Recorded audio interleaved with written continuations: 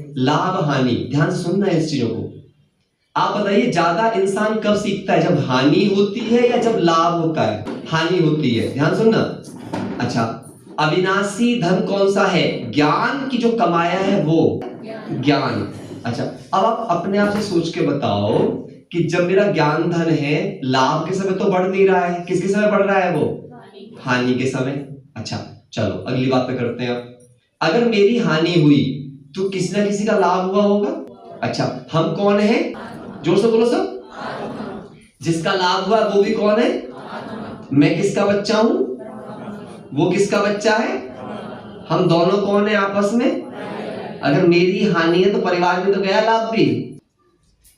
लाभ कहां गया है? भाई के पास गया है। तो क्या शिव बाबा का बच्चा होके भी भाई भाई में दुश्मनी होनी चाहिए?